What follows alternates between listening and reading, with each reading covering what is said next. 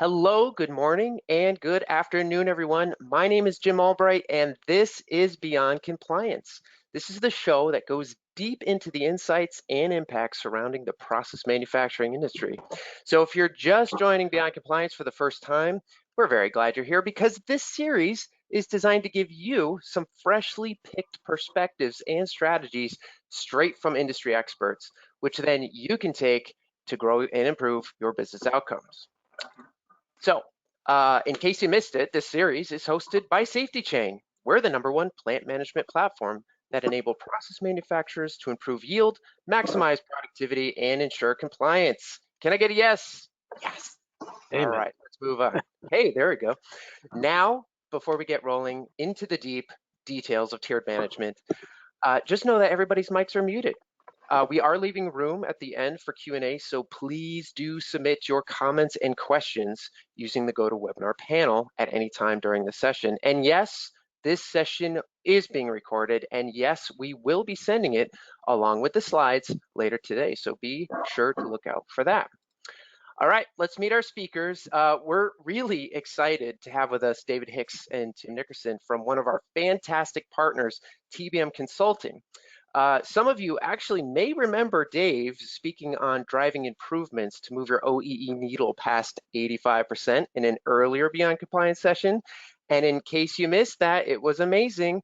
And I will send that to you guys after this session as well, along with the recording of today's session. So be sure to check that out. All right, so before we launch into our topic, Dave, Tim, welcome. How about you give us a little background on your experience in TBM? Sure. Thanks, Jim. This is Dave. Happy to be back and happy to be talking about one of my favorite topics today, which is a daily management system, bringing structure and rigor to the daily process that we have in manufacturing. I've been with TBM nearly 18 years now. Prior to that, I spent 20 years in industry. I grew up in the automotive industry, but also had experience in aerospace and medical device and a couple other areas. So I was fortunate to work for a very large company that had operations in all those different areas. And as it turned out, it was a great place to train to be a consultant. And so here I am today. Tim, I'll let you introduce yourself. All righty. I've been with TBM a little over 11 years. And similar to Dave, I've worked in automotive industry, primarily tier 1 manufacturing supplier of airbag and airbag systems. And I've had the privilege of applying these principles we'll be going over today, and have applied them both in process, discrete industries, as well as transactional environments. Again, I look forward to sharing the management system with you today and spending a little time maybe answering a few questions at the conclusion. Thank you. Right, and I think we have Angela from TBM who's going to introduce us a little bit more about what TBM has been up to and how they're changing the business outcomes for so many manufacturers today. Angela, are you on with us? Yes, thanks, Jim. So TBM is a global operations and supply chain consultancy. We've been around about 30 years. If you read Lean Thinking way back when, you'll read a lot of stories about companies where we've worked. What's interesting about that is we introduced Lean methodologies to the US market in the early 90s, and that's where we got our start. Our consultants come with lots of hands-on experience. You'll see that a lot in what Tim and Dave have to offer to you today with their insights. We're very results focused, and we're very committed to tying improvement priorities to your financial gains. And that's very much what the management system is going to talk to you about today, and how we create a fundamental foundational management system and the discipline that's required to execute effectively and sustain. So you'll learn about that as they talk today. And this is just some of the background of who we are, the industries we serve. We're primarily focused in manufacturing, many sectors within the manufacturing space, and we are generally recognized for depth of consulting capabilities and our ability to drive and make an impact in your business. I love that. Speed wins every time. It's great. Okay, guys, I think we're ready Thanks. to talk about today's topic. And Dave, I think you're going to lead us in. Yeah, I will. So today we're gonna talk about our management system overview, what it is, why it's important, those types of things. Tim's going to spend a lot of time on the tiered system, which provides the framework for this. One of the things, I don't know if everybody's aware or not, but today's webinar is one in a series of three. So today, the part of the management system we're going to talk about, again, is a tiered system overview. And then in future webinars, we're going to be talking about things like leader standard work, layered audit, abnormality management, and problem solving. So all the pieces will come together after all three. Obviously not as much in detail as we get when we do these things in person, but still should give you a very good overview. Okay? All right. I think we should start off with a poll question. Get everybody's brains kicking into gear for the topic. Are we ready to launch the poll? Let's Yes. do it. All right, here we go. Everybody should be seeing that poll question. So which statement best describes your organization? We have a few options here. Really interesting questions here. I think we're going to learn a lot from this. So yes, everybody take a moment and let's get your answers in the next few seconds here.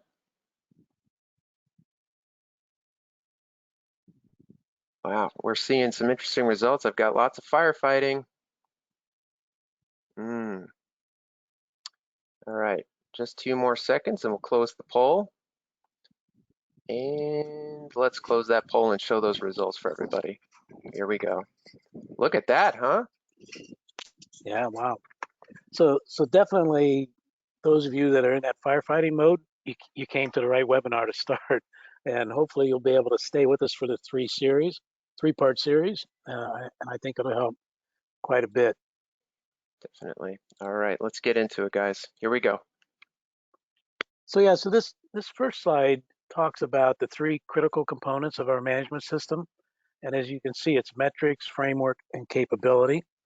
And I will tell you, of course, anytime we talk about something that has three, we're going to trot out the three-legged stool analogy and point out that 2 out of 3 doesn't cut it, right? So we need all three of these things. So when we talk metrics, and we're not going to spend a lot of time today talking about metrics, or some people call them KPIs, key performance indicators.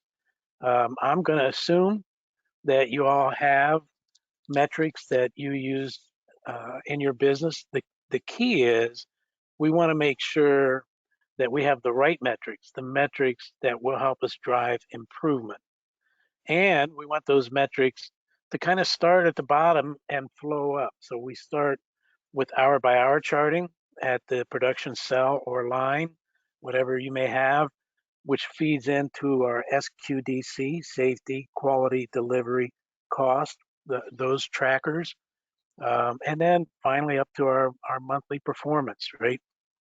So having the right metrics, having the right KPIs, very, very important. The second element down at the bottom, the framework, is really important as well. And again, that's going to be our focus today. So that framework provides a structure that allows us to visualize and act on the metrics, right? So we've got our key metrics.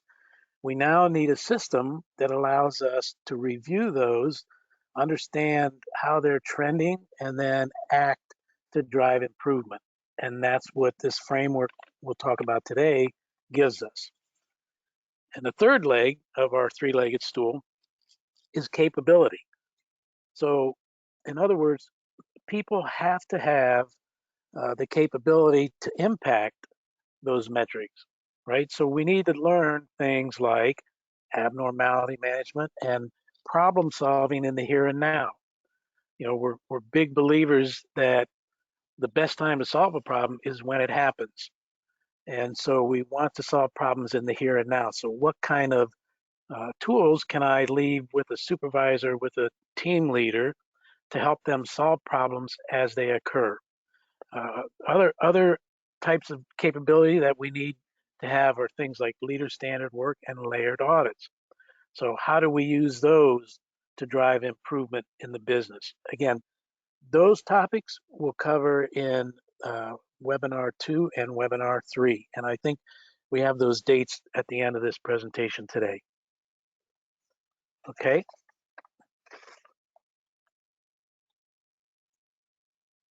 So the slide we have here talks about two things. If you look on the left, you've got strategic planning. If you look on the right, you've got tactical execution, right? One thing that we know is that really successful companies do two things and do them very, very well.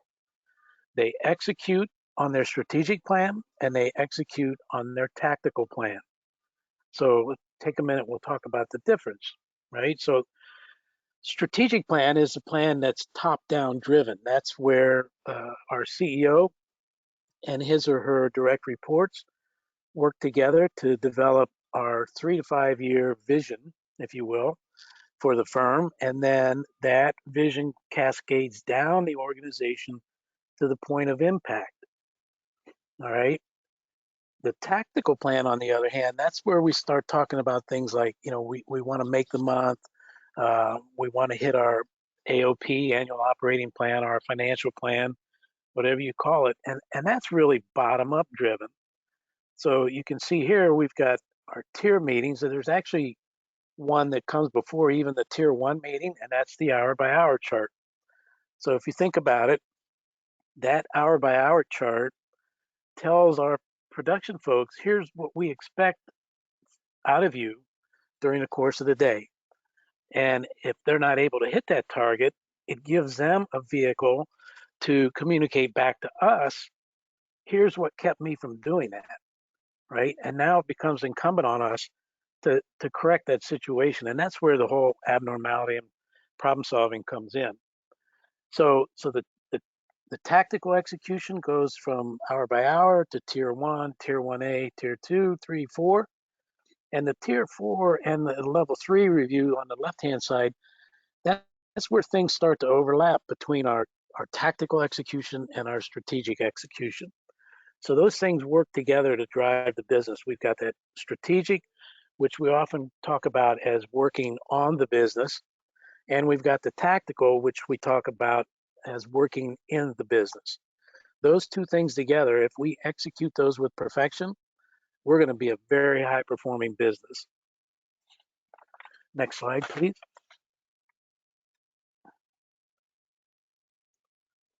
So now, last slide, I'm going to talk about at a very high level about implementing the management system, right? And you'll see again, 3 things: training, implementation, audit, coach, and mentor. And I'll talk about each of those and some of the things that I think are really important. So if you look under training, you're going to see the word boot camp.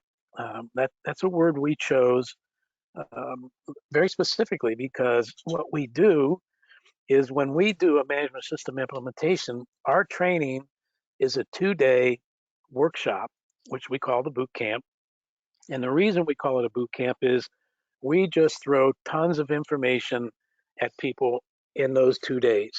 So if you think about it, we talk about the tier system, abnormality management, problem solving, leader standard work, layered audits, Gemba and Kata. We introduce A3s, and for each of those topics, we have exercises.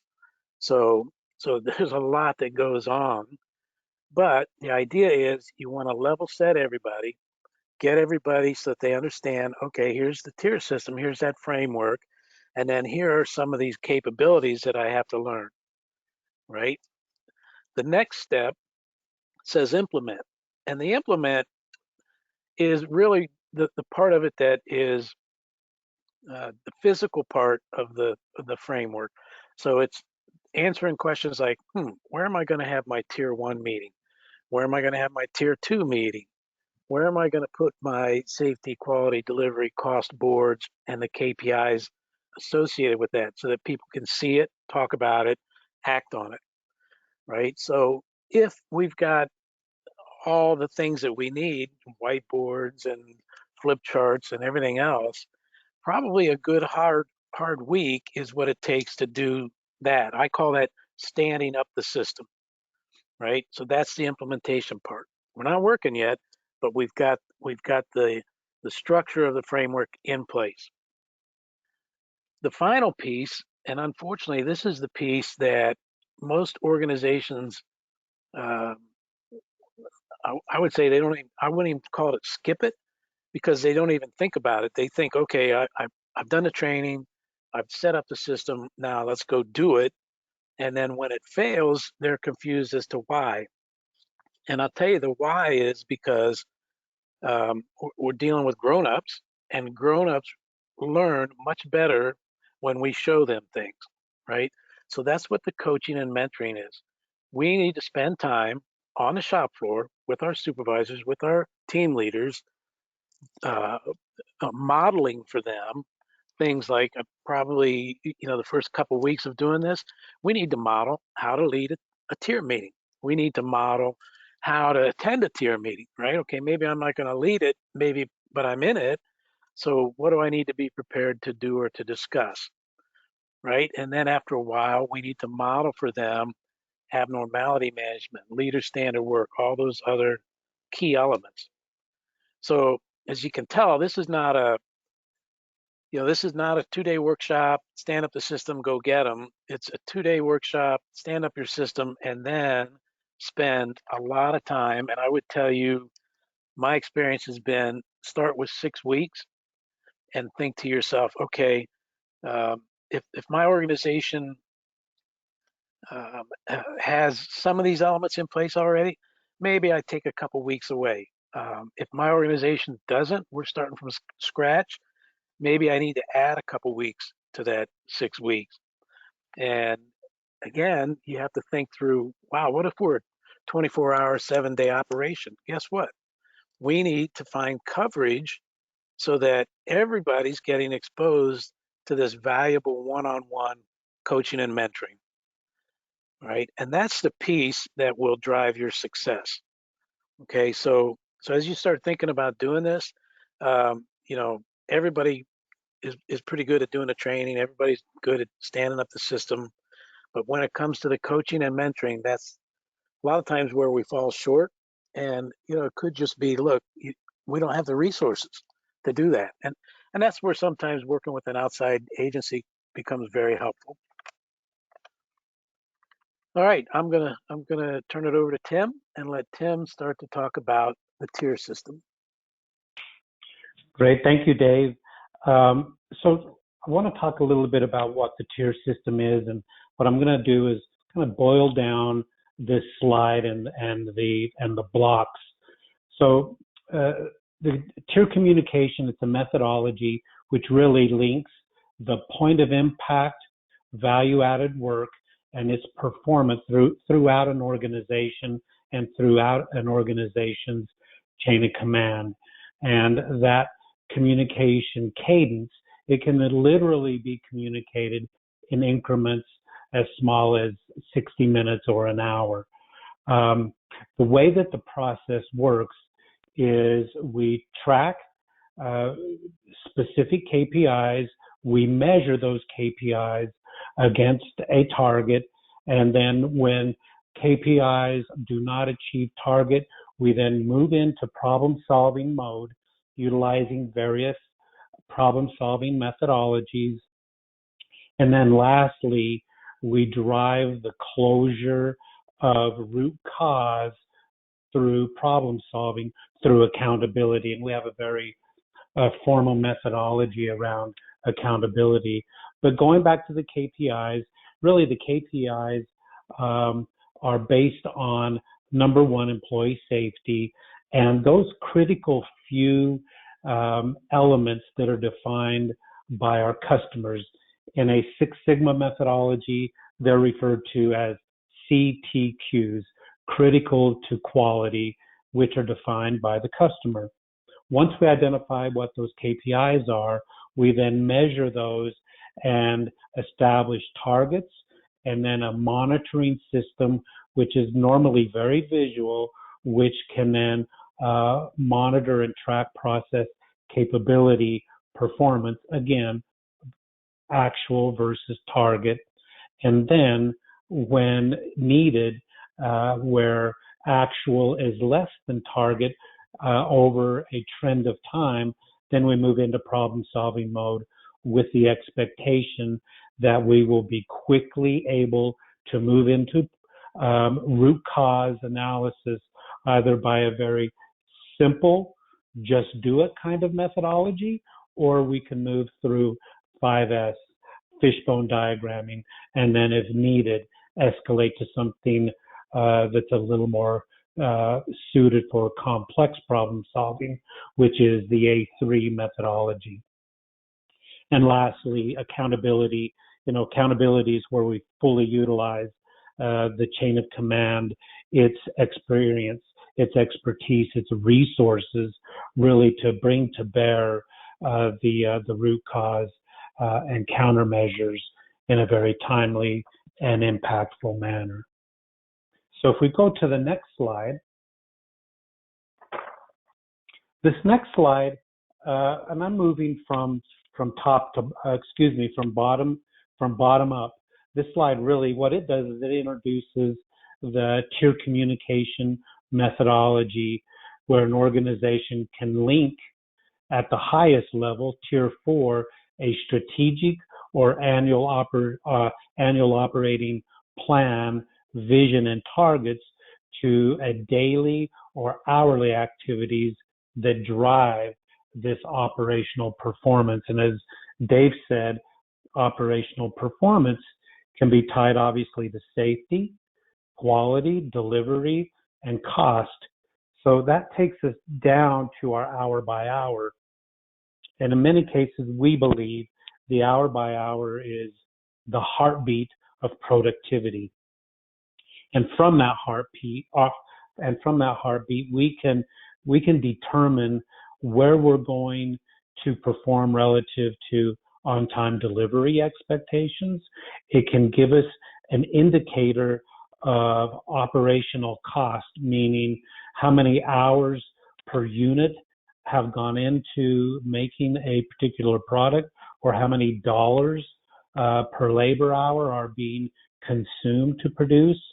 And then we also get a pretty good picture around capacity utilization.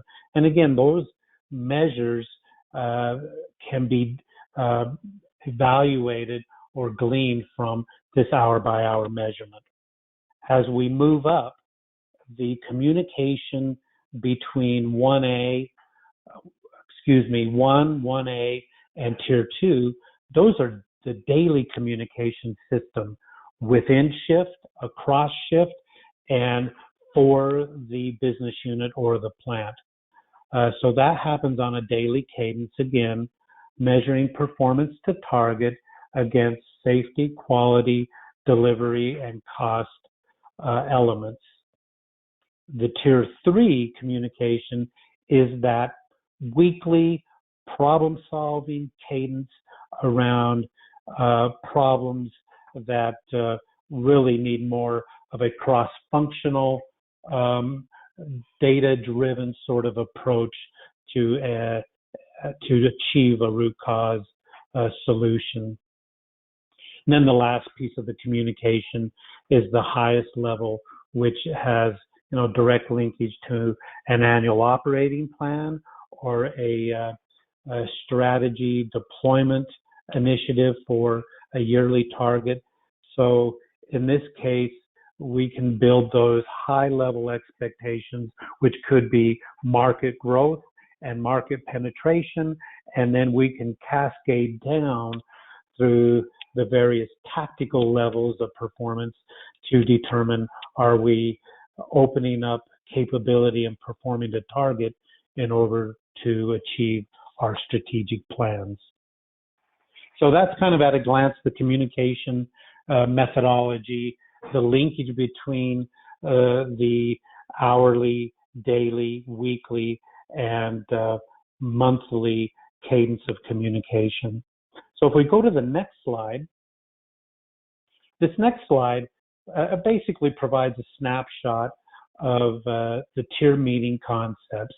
And what we mean by the snapshot is, what's the frequency, who attends, what are the key inputs that attendees need to be prepared to deliver, and then what are those key outputs that the attendees who are receiving the information, what do they need to be equipped to take away in order to execute work within their area. So to go into a little more detail on this slide, a traditional business system, it's made up roughly of 4 tiers with 5 meetings. And the tiers, as I mentioned earlier, are held in different frequencies and levels of the organization. However, within any chain of command, whether I'm a shop floor production associate or I'm the plant manager, within a day, each of us could be communicating with one another based on those 4 critical business elements of safety, quality, delivery, and cost. Tier 1 meeting is normally focused on a shift handoff. It could happen 2 to 3 times a day based on the number of shifts the operation is running, and it's basically held between the interfacing shift supervision and with focus around changeover or immediate issues affecting downtime or quality. The Tier 1A meeting is a shift startup with focus on manpower resources or attendance. It also has a focus around production needs or the production schedule. It also will focus on any specific unique quality attributes for production that's going to be scheduled in the near future or within shift. And then every Tier 1 meeting starts with a safety briefing. Now we're moving up. As we talked about on the previous slide, our Tier 2, this is traditionally facilitated by the plant manager. It's a consolidation, if you would, of the various departments or Tier 1 performance measurements, and this is held on a daily basis. What's important here is this is the time where escalation takes place, where the shifts have deemed that they will need help in order to resolve certain issues. And this is the place, the Tier 2 meeting, where escalation takes place and additional resources and expertise are applied. Tier 3, held weekly. It's traditionally assigned to a deep dive of problem solving for more chronic type of issues that are challenging the operation to get to root cause.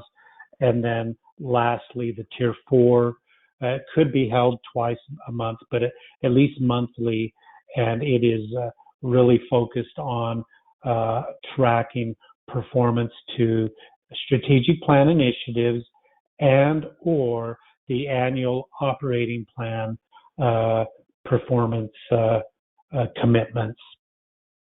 So this is a kind of a snapshot, as I mentioned earlier, around the format, the look and feel of the tier meeting methodology. If you go to the next slide, this next slide in the tier room layout, we refer to this as the kind of the physical location or locations where communication takes place. This illustration really, it shows the various elements of communication.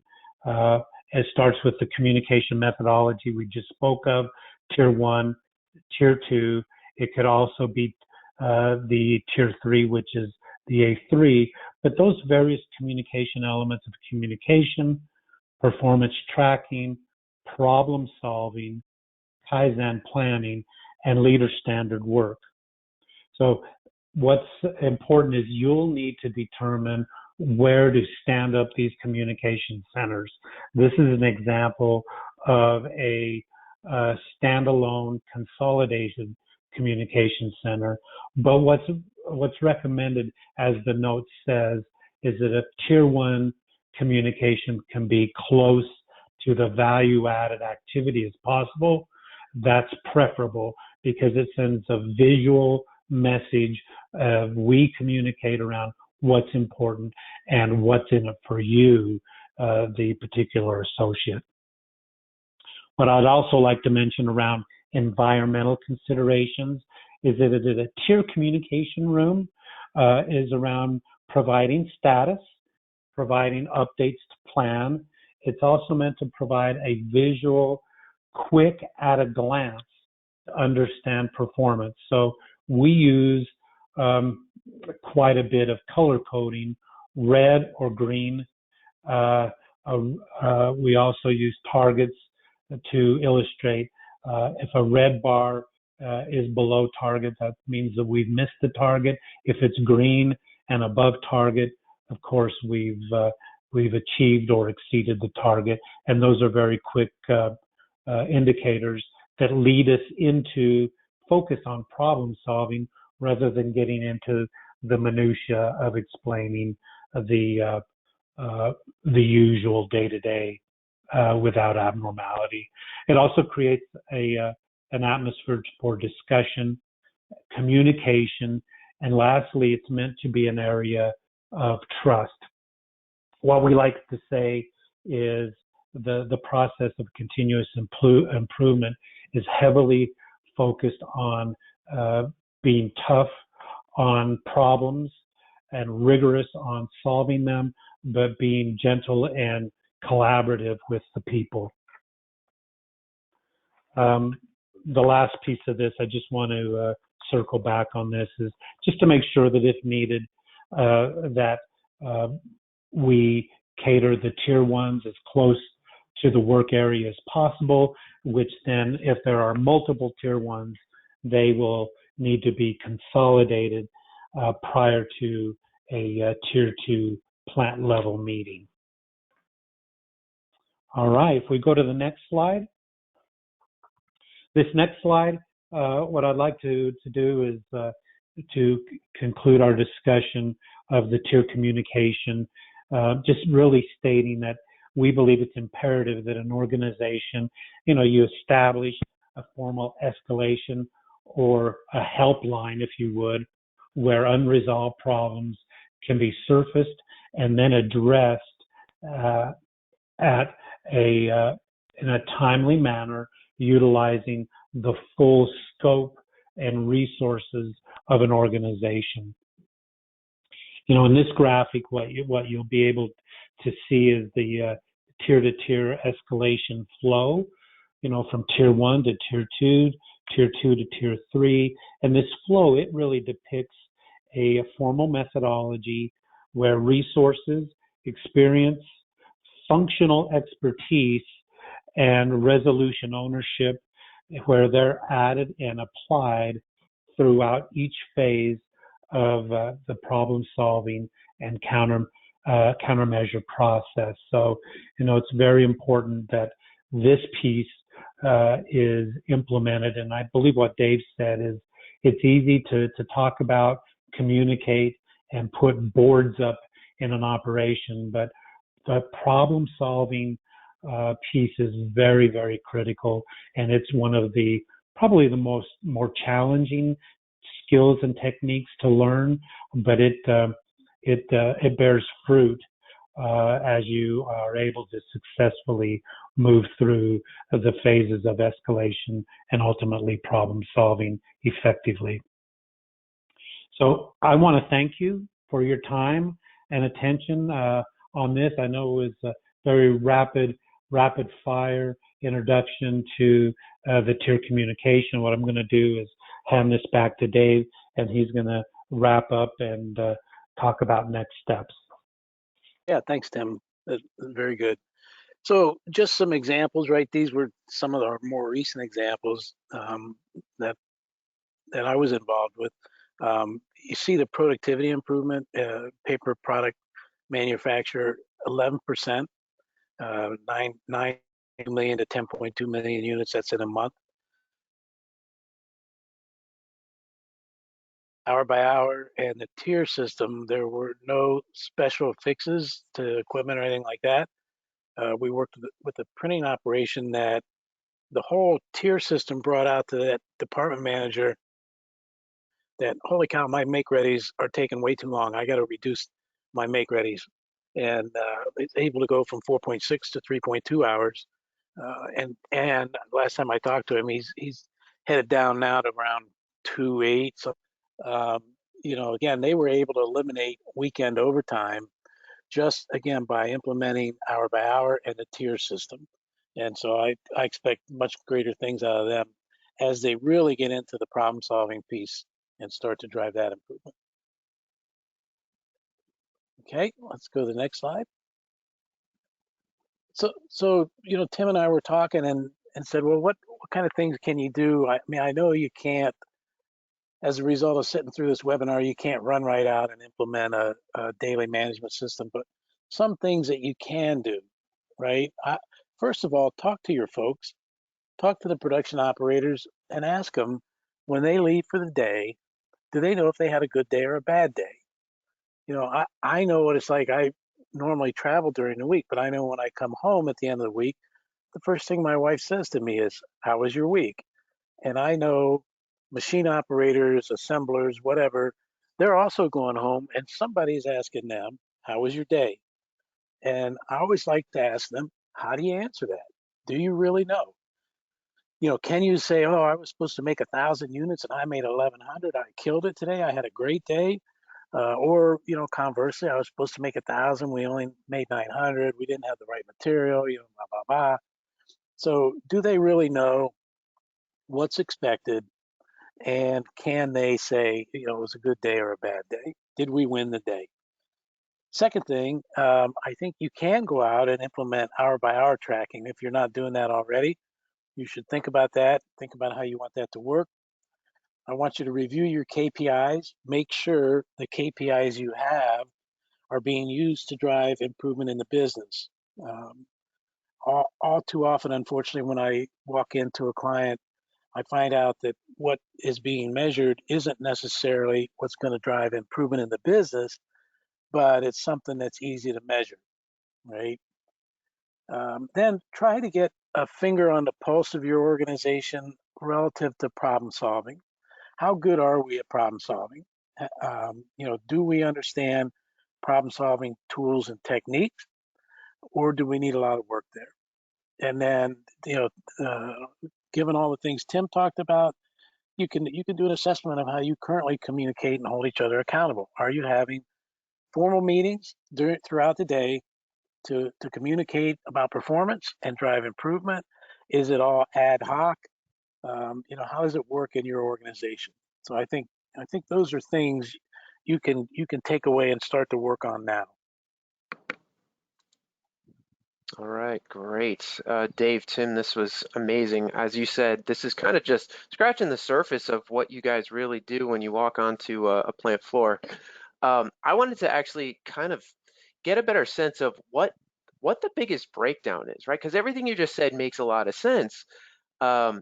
But as you saw in our poll question, right, most of the folks here listening to you all are saying, hey, we're firefighting all the time. We can't slow down to speed up.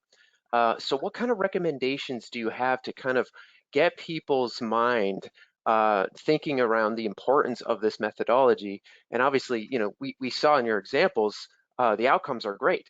It does work. We know it does. But on the day-to-day, when the rubber meets the road, it's so hard to slow down to speed up. Yep. I think, Jim, the rigor of the system of not trying to shortcut the system or that sort of thing, but being very disciplined about it and following it. It's like anything.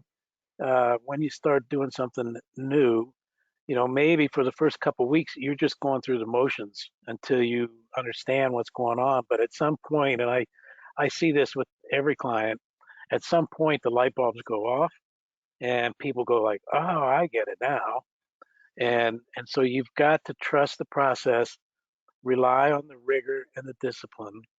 And then a lot of it has to do with, if you go back to that one slide that I showed, the three components of the system, Mhm. or go to the one where we're talking about the the three elements. Are we really doing the coaching and mentoring? And that's the big thing. I've not met anybody in any plant in my life that can't be coached, and for the most part, isn't open to coaching. The problem is, do we have the resources and the time to do that? So I don't know, Tim, if there's anything you'd like to add.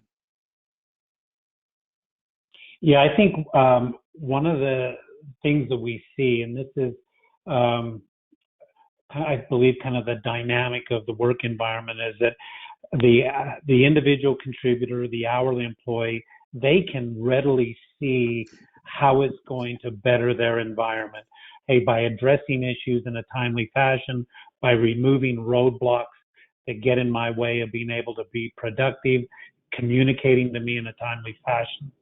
What happens, though, at the more senior levels is that if you do not have a senior leader who is dedicated to this process, it's going to be very, very difficult to push down through the organization. So success depends on a leader who's very committed to this and who is willing to coach and mentor this process with their time and effort.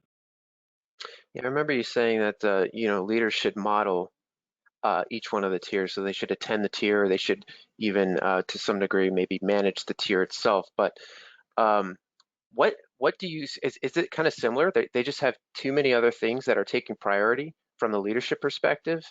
I guess what's the biggest hangup when you walk into that plant floor and you're talking to the folks that are on the floor, and then you're talking to the leadership team? What's the pushback? Because again, everybody wants the same thing. Everybody's looking for more efficiencies and looking for better communication and better visibility, but there's this hangup. So where are you seeing that on all the different tiers of the organization? This is a great setup for the next session, which is around which is I'm going to around cue in leader some standard work. very suspenseful music when we do the replay here, but yes. Yeah, we're going to have to work with you more often, Jim. So what happens is you're right. In order to get alignment on what is priority for the organization, what we do is a deep dive analysis of duties, responsibilities, and accountabilities at each level of the organization. And then based on identifying those KPIs or those key measurements, we then begin to focus our time and attention on those measurements. And so I guess we use the word superfluous.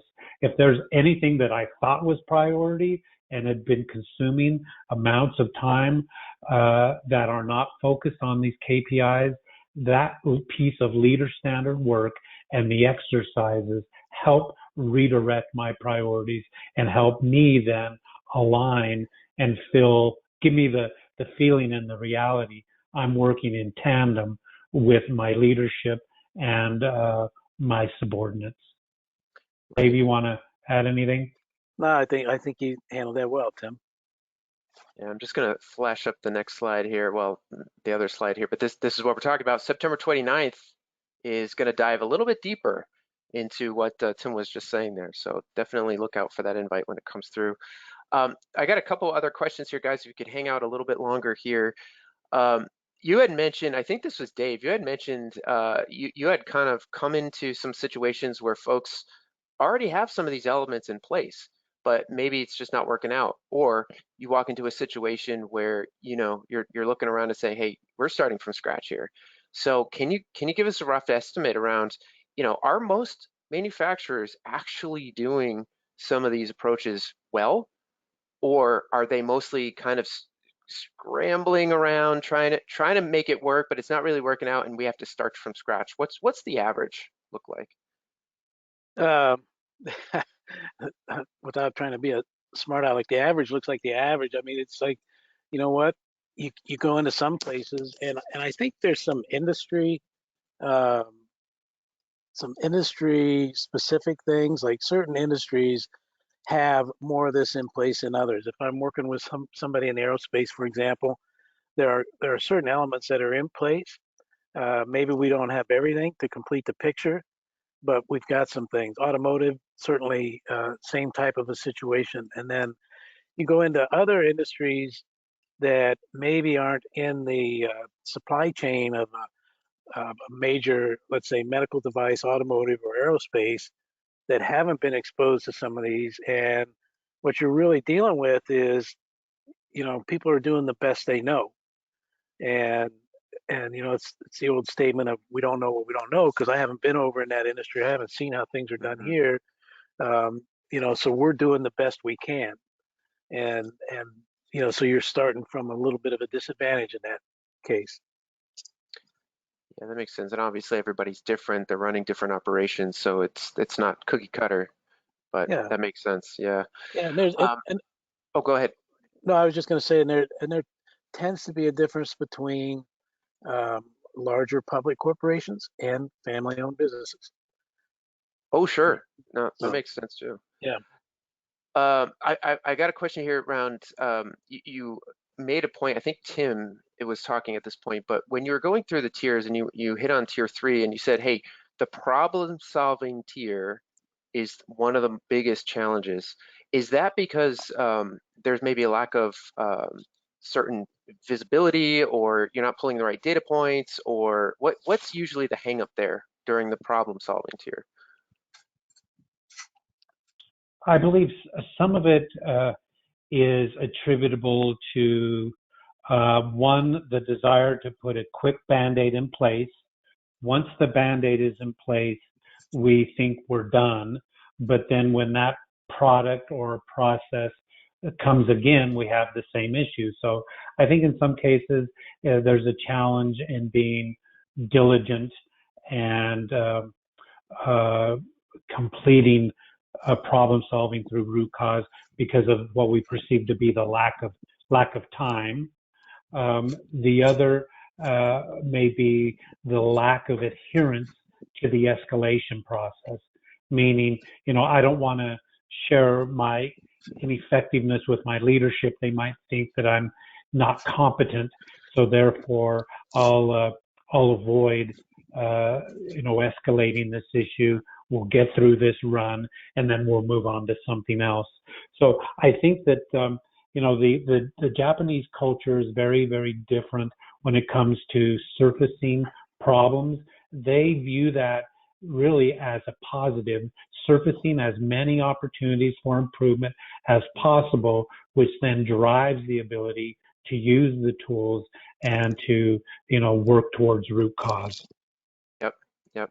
And I like your point about saying, hey, these meetings really should be as close to the value add areas as possible. So you're getting right down in there, and you're looking at all of the appropriate metrics and data points to make those decisions and solve those problems before they get worse. So that was a good point there.